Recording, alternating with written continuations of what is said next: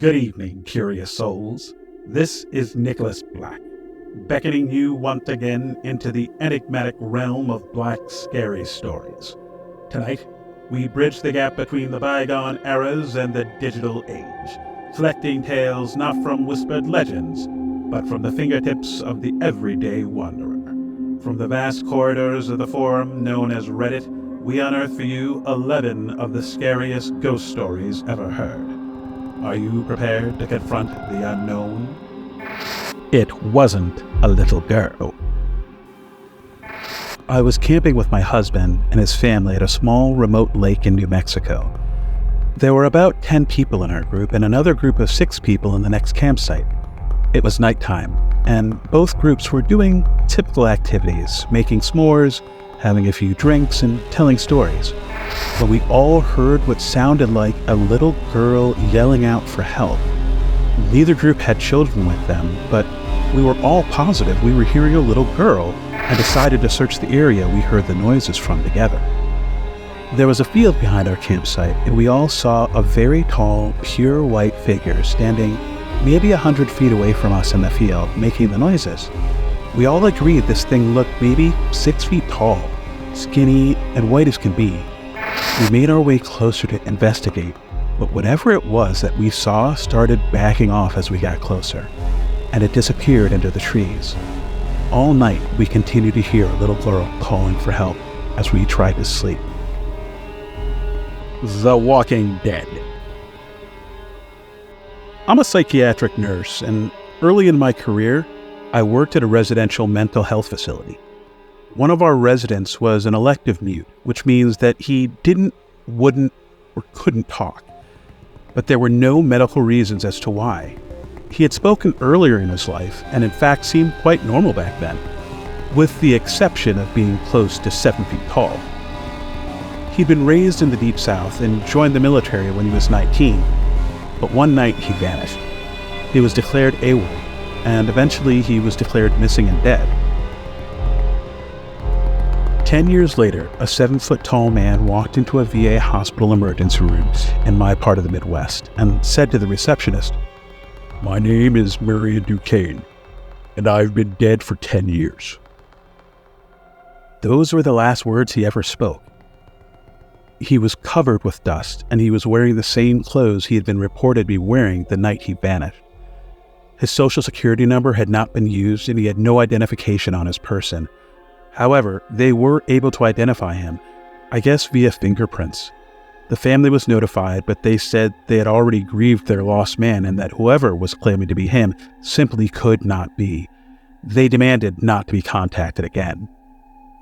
Marion paced all day, every day, moving his mouth that looked like talking or muttering, but no sound ever came out.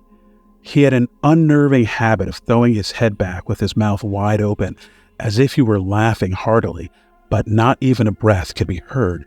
If I talked to him, he appeared to listen, periodically throwing his head back in that laughing, mimicking way of his. Various medications were tried, but they did not affect him either positively or negatively. Occupational therapy did nothing because Marion would just grin, and unless told to stay put, he'd get up and start pacing again. On my last day at the job, the last thing I saw was Marion, pacing in the parking lot, throwing his head back to laugh. Later I wondered if all along I'd been dealing with a ghost. All these years later, I still don't know.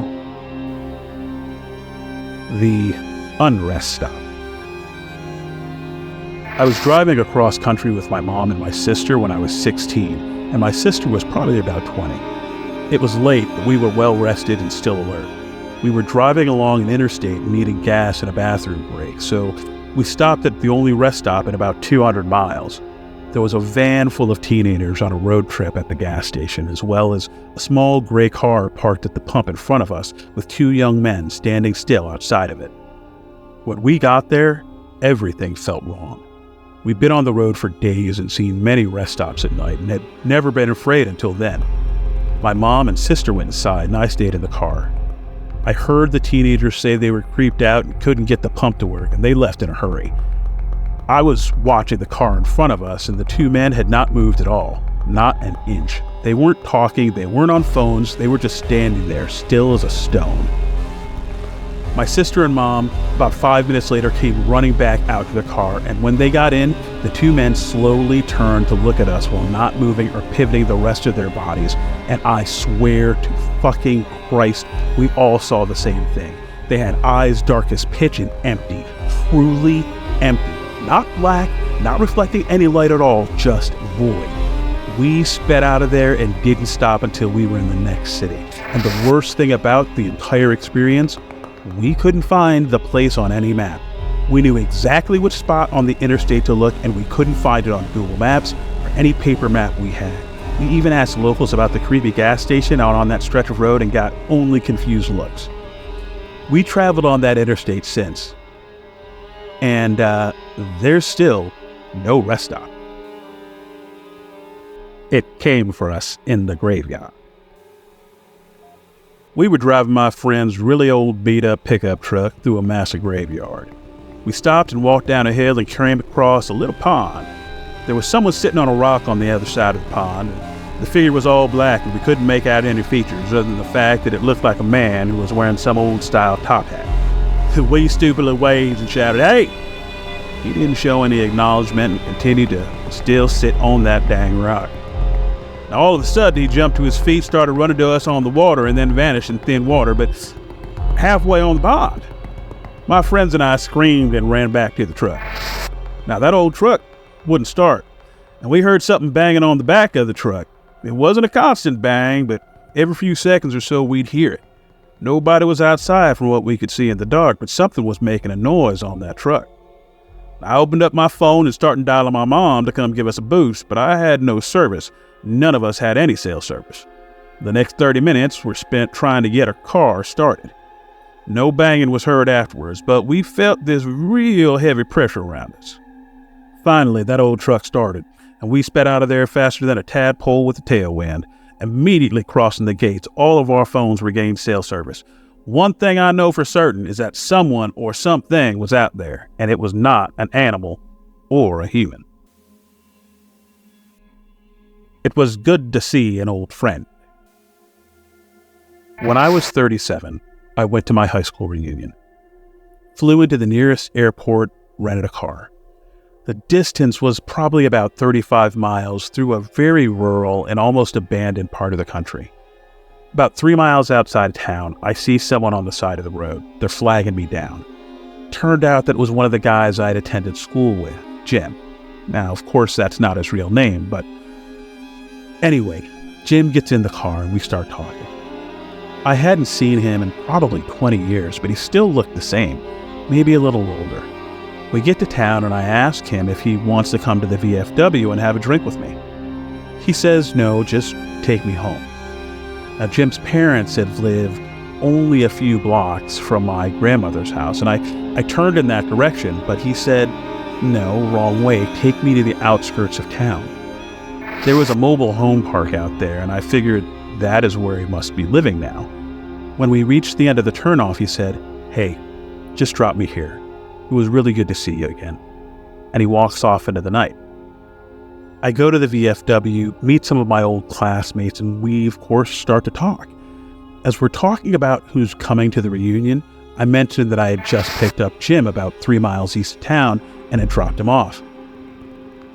Room goes dead quiet.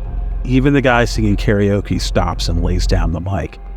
My cousin goes white as a new t-shirt. Baby, my cousin said, Jim died on that curve maybe 8 years ago. Rolled his car. We were all at his funeral. I started to feel really dizzy, and I went out to the car to take a couple of deep breaths. There on the seat, a local newspaper, printed 8 years previously, containing Jim's obituary. I've still got the paper. Hell hath no fury like a woman scorned. After we moved into our home, we were told a woman had died there at the hands of her abusive husband. She hated men.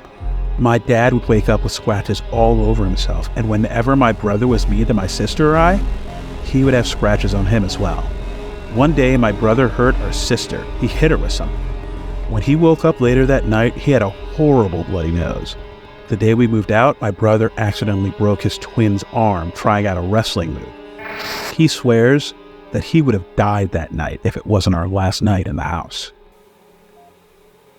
Death Came for Him by Dr. Fish Philosopher Todd. I was standing in my parents' room, talking to my very sick dad at the time.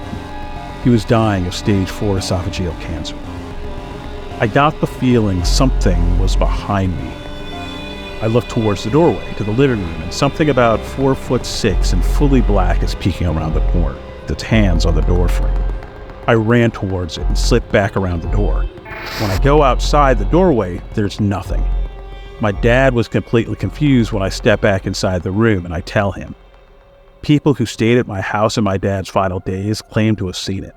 My mom saw the figure on multiple occasions in multiple places until he passed away, but we haven't seen it since. I don't know what possesses me to binge read Reddit true real-life ghost stories about twice a year, when each place I live always has some kind of resident spirit. My mother attracted evil. After my parents were divorced, when I was a teenager, I lived with my mom. I experienced lots of paranormal happenings. Several times when I was reading in my bed, the room would start to feel really icy. Next, it would feel as if something or somebody that hated me was staring at me. When I got that feeling, I would leave the room and come back an hour or two later. Sometimes during the day, I would see a shadowy figure sneaking along my bedroom walls. Something in the flat was pretended to be my dog. I went into my room once, and I heard a deep growl from under the bed. My dog wasn't capable of making a noise that deep, and it sounded like either a really big dog or a man doing his best dog impersonation. Other times, my dog would whimper and pace in the room next to mine, but wouldn't come when called, as if he was afraid of something in the hallway. When I moved in with my dad, the paranormal activity stopped. Evicted by a Ghost. Shortly after college, I got married. We immediately moved into a basement apartment because that's all that was available within our budget. This place had a poltergeist, and my wife, she was terrified. Whatever resided there with us made it clear it wanted to live alone. Dishes, glasses, and other items would fly off the shelf. My wife was hit several times. There was always an ominous feeling like we were being watched. At night, when we walked through the apartment in the dark, there would be insanely bright flashes of light that would illuminate the entire room. One night, we were going to bed. As soon as my wife and I walked into the bedroom, we heard a voice from nowhere say, "David, move." My wife looked at me, I looked at her, I said loudly, "You got it, bud." We moved out 2 days later and stayed with my family. The old lady who once owned the place died a few months later, and the house was torn down. It's still an empty lot to this day, nothing but grass and trees. I still drive by it every now and again, and I still get a really creeped out feeling. The Death Month. My dad used to work as a corrections officer at a rural prison. He drove the perimeter of the property for his entire shift. He'd check every once in a while on empty buildings for runaway inmates. It was, generally a pretty boring job. Now, one night, my dad was parked on a hill reading a magazine when he started to feel a thumping in his body. He described it as the feeling you get when speakers are playing a song with really heavy bass. Now, he puts that magazine down and checked his rear view mirror, where he saw someone outside the truck. He grabs his pistol and jumps out the truck with his weapon drawn. Outside the truck, he realized it was a procession of Native Americans walking through the truck. And I mean directly through his seat, only to disappear at the exact spot he was sitting. He said it was clear they were ghosts because many of them appeared injured. Of course, also because they were walking through his truck. Now, this went on for a few seconds, and then the whole procession just disappeared. He calls the other perimeter guy on his walkie-talkie to try and explain, and the other guy almost immediately stops communicating with him. Turns out the other guy had seen this happen before, but he didn't believe in ghosts, so he wouldn't talk about it. In the demon's room. I worked as a forensic nurse in a hospital's lockup unit. We had one older lady who swore she was being haunted and abused by a demon she would call Tiberius. So many crazy things happened while she was on the unit. We'd go into the room, do normal care, leave, and seconds later she'd start screaming bloody murder. We'd run into the room to find her looking like she'd been in a fight with a boxing champ. Bloody lip, black eye, markings all over her body. No one ever saw her doing this stuff to herself. Things would get moved around by themselves, and at one point she was in protective restraints because the doctor thought she was hurting herself. There was no way she could have moved or done anything to herself while in these restraints, but new marks would always appear, or her tray cart would be across the room. The room was secure, so there was no way someone else was doing this. When we asked her questions, she'd just say, it was Tiberius. After she was discharged, we always had trouble in that room. If there was going to be a rapid response or code, it happened in that room. One night, a guard reported lights blinking on and off. It was that room. As we draw the curtains on our tales, let's not forget that these narratives, as chilling as they are, were meticulously gathered by our dedicated seeker of the unknown, Beth Braden. In this vast digital age, one wonders, do these specters truly lurk on our screens, or do they linger, silently watching as we scroll? If tonight's tales have ensnared your senses, I invite you to join our ever-growing community by subscribing to Black's Scariest Stories. Until we again venture in the realms of the paranormal, this is Nicholas Black, wishing you a serene night and perhaps a glance over your shoulder.